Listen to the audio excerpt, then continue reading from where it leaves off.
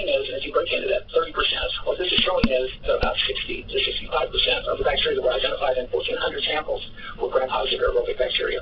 There's no anaerobes in there. Pseudomonas is underrepresented. There's very few gram-negatives. So, that's the bias of the culture. That is not the reality of the microbes on the world. That's what we will get at. So we realized that, and so we went out in the literature and we said, how can we identify what microorganisms are present in the world? And we can do it with great sensitivity and great specificity. And that's when the Human Microbiome Project data came out. Now, here are those statistics that I was talking about. You can prove anything with those, but what the bottom line of what the Human Microbiome Project came up with was 16S can help us identify what bacteria is there, and it can give us a relative quantification of which one's there. Now, the whole genomic surveys probably show a little bit better in this data down here, but that's a lot more expensive to do than 16S. So, but now that data is coming along, and now with newer methodologies, the mass spec proteomics, the different and deeper methods for sequencing, the whole more data is coming online to not only identify microorganisms, but identify homogenetic resistance factors, and also to help us with quantitative information. So it's evolving, it's getting cheaper, and it's giving us more information as we go along. I won't hold myself out as an expert in molecular methods. I'm the guy that uses it. I'm trying to give context for how important this is and how revolutionary, how this can move the ball in managing chronic infections. One of the old technologies, and it must be 30 years old, is 35, is real-time PCR. And the thing about real-time PCR is if you go to the infection points, you can find the CT number, and you run some norms of data on your place. You can work backwards based on the amount of material you extracted to, ballpark figure of how many individual microbial cells are present in that sample. So you basically can say, you can get one of those exponential numbers in position plus so much. So you can say 10 to the fifth or 10 to the fourth of depth of such and such. So it gives you an idea of how much bacteria you have in your sample. It varies with the sampling methods. It varies with, there's a heterogeneity in chronic infection on where the bacteria is present. But in the end, it gives you a pretty good measure of how much bacteria you're dealing with. And we call that bacterial load. If that goes significantly up or if it goes significantly down, you kind of have a feel for how effective your treatment is. So we like real-time PCR, mainly for the universal 16S, but also can tell us what bacteria is there. And if I know that MRSA is present, if I know that Pseudomonas is present, if I know that vancomycin resistance is present, I can also monitor that empiric therapy on day one instead of a week later or 2 weeks later. So PCR has the advantage of quick, rapid turnaround, and it can tell us about specific targets, and it has the absolute quantitative ability to tell us how much is there. Whereas sequencing is more relative. The quantification there is it says, well, it's 30% this and 20% that, but you don't know what the total is, but still it tells you what your dominant bug is. So we looked at 3,000 different wounds, this new data. And what we found was SNP is indeed present, and it's pretty exhausting. But by number 4, we have an anaerobe, and down here we have Propionibacterium and the Pepsinophilus. So anaerobic species are breaking into our top 10, and yet we've never been able to culture, with clinical cultures, these bacteria, and we've never really been able to manage them clinically. We can't see if we've impacted them in any way. Now we have a diagnostic test that does that. Okay. So, and then the other thing is these are polymicrobial. But if we usually treat at a genus level, and so what we did was we resolved all these different species for Staphylococcus into a single group, and what we found was that over 63% of the time there is a staph species, but that doesn't mean that it's a major thing.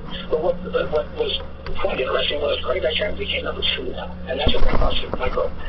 Pseudomonas still kept its position, but now we've got 4 different anaerobes that come to the top, and they're in 25% of wounds, pretty much respectively. So anaerobes are a huge part of these chronic infections. Now we're looking at episodic plaque, we're looking at sinuses, we're looking at heart valves, and the anaerobes are there. So they're going to be a much bigger part of medicine than we had ever expected. And now we have a tool that will actually identify those things. So this is critical. And for each different chronic infection, this information is being obtained. So let's look at culture versus the molecular methods. And what we found in 50 consecutive patients where we sent a sample to a university laboratory, we sent a sample to a molecular diagnostic laboratory, we kept a sample for refereeing. What we found was, and if we look at cultures, we found 97 different organisms cultured. 5 was the most number of species that were identified in any single sample. Well, if we look at the molecular compared to that, Molecular failed to identify 7 of the bacteria that were in that. We sent that to the refereeing laboratory, and what we found was they were never in there. Those were contaminants that were picked up during the cleaning and culturing methods. We also found that about 17% were minor things. These are things that are 2 to 3 orders of magnitude less than the rest of the bacteria within the wound or within the sample. So that goes to the growth bias of cultures. Now, when we look at molecular methods and we exclude anaerobic bacteria, just apples to apples aerobic, what we find is we find 5 times as much bacteria. We find way more dominant bacteria than culture found. And even if we take off all the minor bacteria, we're still at 250 important species that need to be treated. So basically, it's not that cultures are wrong. They're just incomplete, and they're so incomplete they don't solve our diagnostic problem. This is why there has to be a shift from culture to molecular. The resistance to taking a molecular diagnostics is basically this start right here. When the doctor gets back that there's 7, 8, 12 different significant microorganisms in the wound, what do you do with that? Well, how do you treat that? And that's for another lecture, but just real briefly, if you can collapse those different genuses into antibiotic treatment groups, you can come up with 1 or 2, 3 antibiotics that will cover the entire community. And so you're not treating one group and allowing another group to grow up and take over the space. So it's not as difficult as it's intimidating at first, but it really gets to be quite easy. All right, so that's our hope and change. There's clinical cultures that have been present for over 100 years. They're geared towards planktonic, single-cell organisms. They're geared towards gram-positive aerobic bacteria. And then on the right, we have bioinformatics that can take the information from whatever platform you want to look at. I mean, there's a number of sequencing platforms from PacBio to IonFluent to Illumina to, you name it. And they're different, and they yield slightly different results, but far more accurate than any culturing results. And the computers can sort out some of those differences. But at the end of the day, the molecular methods give us data that's actionable, that changes and drastically improves the outcome of management of chronic infections.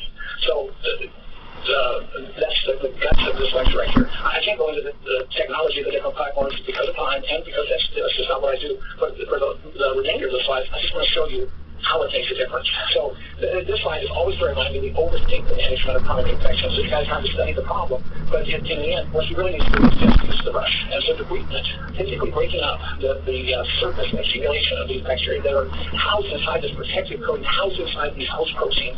Once we do that, now they have to reconstitute that. And while they're trying to reconstitute that, our treating agents will be more effective. So debridement is the main treatment for any chronic infections. Now, wounds, very accessible, and that makes it very easy stuff.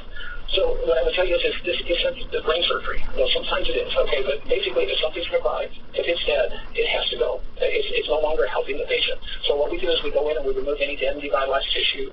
That's bone that's exposed there. We get rid of this slough. This slough is not innocuous. That is the infection that's accreted to the surface of the wound and prevents the healing of the wound. And the settlement did go on to heal, but it was with aggressive debridement. Let's change that. There's one problem with debridement, and the problem I'll demonstrate with a clip because it is exactly what happens on a chronic wound. So we'll show you slide number 20 now.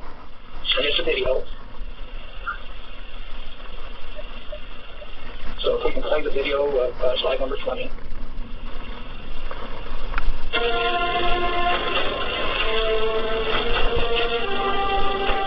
Hasta la vista, baby.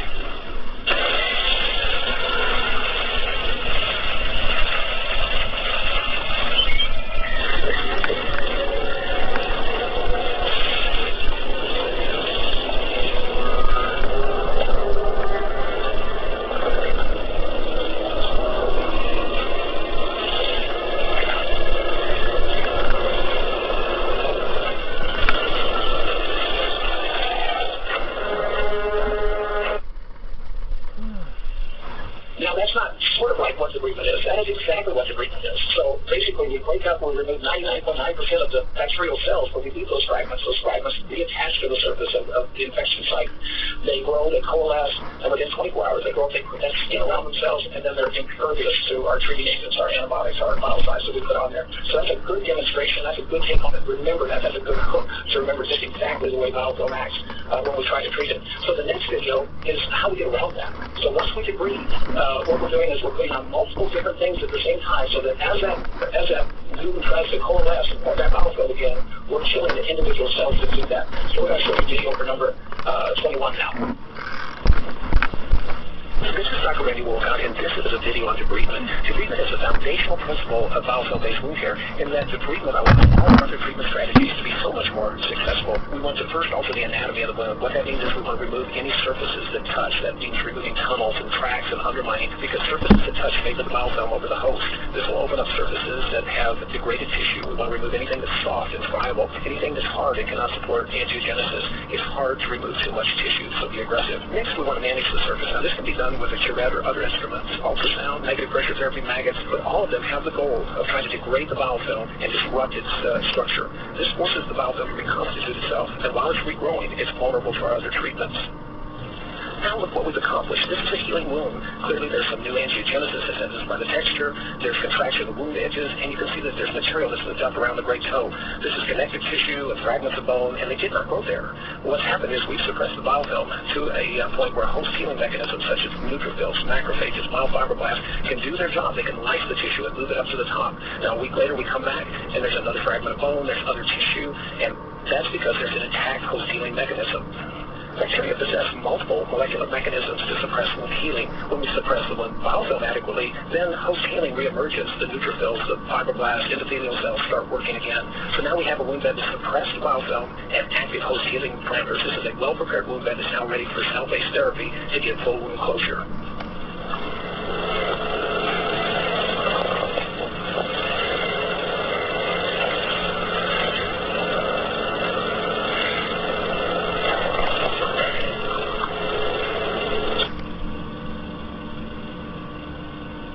Welcome back. So that is biofilm-based wound care in a nutshell. So what we'll do is, so just want to show a few cases real quick to wrap up and what this means. Okay, so anywhere in the country right now, if you go into to the ER, you see an orthopedic surgeon, somebody has a sarcoplastic osteo, that's an automatic amputation. By treating the chronic infection called the chronic wound and called the osteomyelitis, the patient heals up in 16 weeks and goes on and keeps his foot. And the durability is just as good as if he'd never had that wound before. This is bone and tendon infection in a diabetic. It was bad. This patient also was told he needed an amputation, but within 12 weeks, it heals up because we managed the chronic infection. Here's a non-healing surgical wound, and this healed up in 17 weeks. Again, tendon deep structures were involved, and by managing the chronic infection this healed. All these patients were being seen at the same time here. We had about 15 of these kind of cases going on concurrently. So it's common, and the outcomes of being able to diagnose what the microbiota is, formulate treatment treating agents that directly attack those microbes that we identified, lead to this kind of behavior. So I want to illustrate that with this one last patient because this is essentially the story. Alan is not this guy's name. This is a concrete worker, got some concrete on the top of his foot. He's a type 1 diabetic from early childhood, very neuropathic. He is a sac full of pus, much like that guy's foot that we saw earlier. And he's got series of osteomyelitis. When they drain the foot, they see the bone is infected and somewhat squishy, and so they wake him up and they say, your leg has to come on. Well, he's a construction worker. He uses construction language and says, no, thank you. He needs AMA from Start Money. We treat him that day. We do that biofilm-based wound care. We do the debridement. We get our molecular, our DNA-based microbial diagnostics. We start him on empiric, multiple concurrent different agents empirically.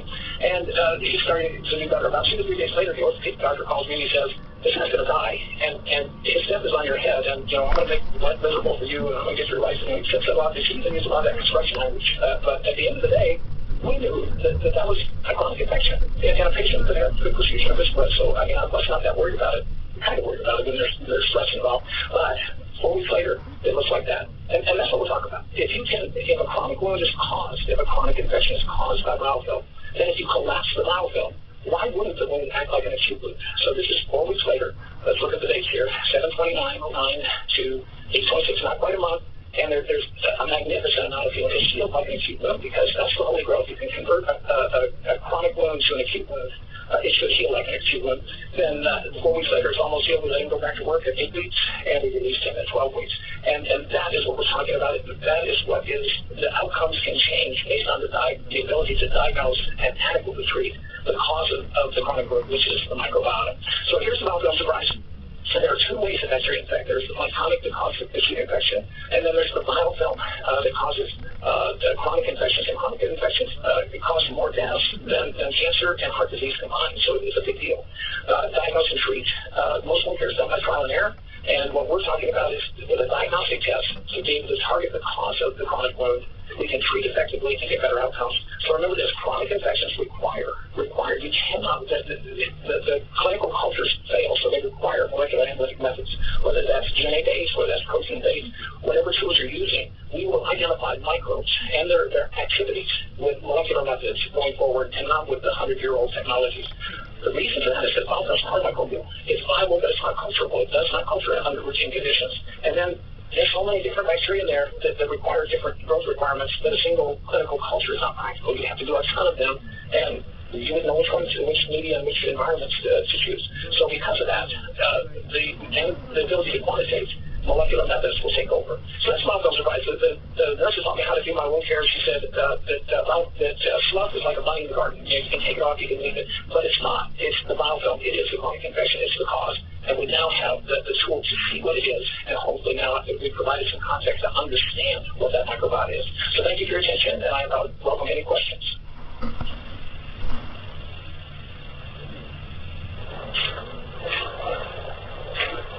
Thank you for that informative presentation, Dr. Wolcott. Before we get started on the question and answer session, I would like to remind our audience how to submit questions. You can submit questions by typing them in the Q&A box, which can be found by clicking on the green Q&A button at the lower left of the presentation window. We'll try to answer as many questions as we can. And our first question is, why do wound care specialists have to describe chronic wounds? Doesn't that just make them bigger? Well, yeah, that is a good question, and a lot of patients have concern about that. I say two things. Number one, when we biopsy wounds, those biopsy sites, whether we go through the wound or we go across the margin of the wound, those pieces that we take out to send off for pathology or to identify bacteria heal up in a week. They come right back to where the diffusion zone of the microbiota is. So if you take out too much tissue, it comes right back to where the chronic wound was. Even in 9-year-old diabetics, it will go right back up to the surface in a very brief period of time. So you can make it bigger. So what I tell patients is it's like unpacking a suitcase. The damage is done. The material is there that is not stuff anymore. It's dead tissue. It's bacteria. It's plasma. It's stuff that can never help the wound. And we're not making the defect bigger, which is it's like opening the suitcase and cleaning it out. It didn't make the suitcase bigger, okay? It just opens up the area. So no, the debridement is critical because it takes away the most important defense mechanism that the biofilm has, so we have to do that. And then the second thing is you can't take off too much because the host will heal if you go too far. The wound will heal, the tissue will heal right back up to the wound. So that's a very good question.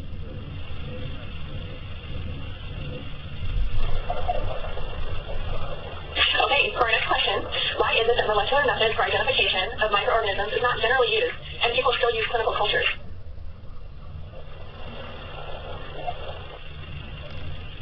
I get that question all the time, okay? There's two big barriers. Well, I guess there's a third barrier. The biggest thing is most people don't know about it. They don't know how to order the test. They don't know where to go and stuff like that. But if they have access to molecular tests, if they get the results back, like I mentioned earlier in the presentation, you get 6, 7, 8 different things that's in your chronic infection, and then it's like, what am I doing that? And I'm not liable to treat all those things. Which one's the pathogen? Okay, bottom line is we don't know. We do know it's a community. We don't know which constituents of the community causes the damage to the host, but we're assuming that they all play a part, so we treat them all. It's easier than what we say, but it's really that they get too much information and it's kind of overwhelming at first when you start to use it. There's other barriers to acceptance. The conditions, the familiarities with sensitivities and stuff like that, and molecular does not currently tell you what the bacteria is sensitive to. But biofilms and antibacteria require anywhere from 250 to 1,000 times the MIC that you find when you clean out a iconic bacteria. So at the end of the day, sensitivities don't really help us that much in chronic infections, but we can't get past those biases very easily. So it's the lack of sensitivities, and it's the overwhelming amount of information that clinicians are unfamiliar with. That kind of is a barrier to acceptance. But at the end of the day, that's where it's moving. It just has to. Molecular is more specific, it's more sensitive, and it tells us what's really there, and then we have to figure out what's important, but it definitely improves our outcomes. So the change will take place, but those are important barriers. That's a good question. Any other questions?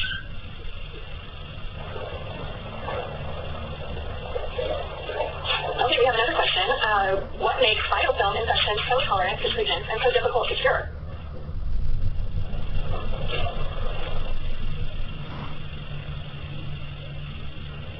Okay, so now we're back into my wheelhouse.